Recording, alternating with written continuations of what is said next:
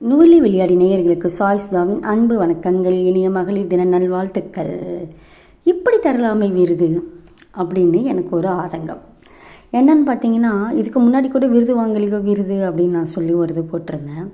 அதன் தொடர்பாக தான் இப்போ ஒரு நாள் வரட்டும், ஒரு சுதந்திர நாள், மகளிர் தினம், இப்படிலாம் ஒரு நாள் வந்துச்சுன்னா உடனே விருதுக்கு அப்ளை செய்யுங்க, விண்ணப்பிங்க அப்படின்னு சொல்லிட்டு நிறையா எல்லோரும் ஒவ்வொரு அமைப்பு சார்ந்து, நிறுவனங்கள் சார்ந்து போஸ்ட் போடுறாங்க, விளம்பரங்கள் செய்கிறாங்க.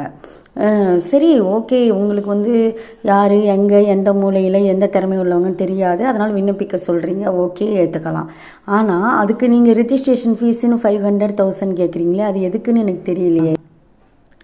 முதல்ல ஒரு கலைஞருக்கு, இல்லை ஒரு சேவகருக்கு, இல்லை ஒரு கல்வியாளருக்கு விருது வாங்கணும், கொடுக்கணும் அப்படின்னா அவங்களே காசு கொடுத்து வாங்கிக்கிறது அது எப்படி ஒரு கௌரவமாக இருக்கும்? எந்த வகையில் நீங்கள் வாங்கினாலும், பேர் எந்த வகையில் வேணாலும் டொனேஷன் கொடுங்க, நிதி கொடுங்க, அப்படி கொடுங்க, இப்படி கொடுங்கன்னு நீங்கள் கேட்கலாம். ஆனால் அது அந்த யாருக்கு விருது தரீங்களோ அவங்கக்கிட்டேயே வாங்குறது எந்த வகையில் நியாயம்னு எனக்கு தெரியலை. அது எப்படி அவங்களுக்கு வாங்கிக்கிறவங்களுக்கு கௌரவமாக இருக்கும்னு எனக்கு புரியலை.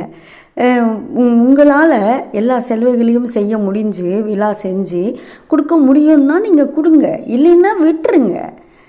உங்களை யாரும் தொல்லை செய்யலையே, நீங்கள் விருது கொடுத்து தான் ஆகணும் அப்படின்னு சொல்லிட்டு. தயவு செஞ்சு இந்த மாதிரி கேட்குற அமைப்புகளுக்கு நுபில் வெளியாளர் சார்பாக, சாய் சுதாவின் சார்பாக நான் என்ன சொல்கிறேன் அப்படின்னா, ஒரு விண்ணப்பம் வைக்கின்றேன். யாராக இருந்தாலும் ஒரு பைசா கூட வாங்காமல் விருது தர முடியும்னா தாங்க, இல்லைன்னா விட்டுருங்க.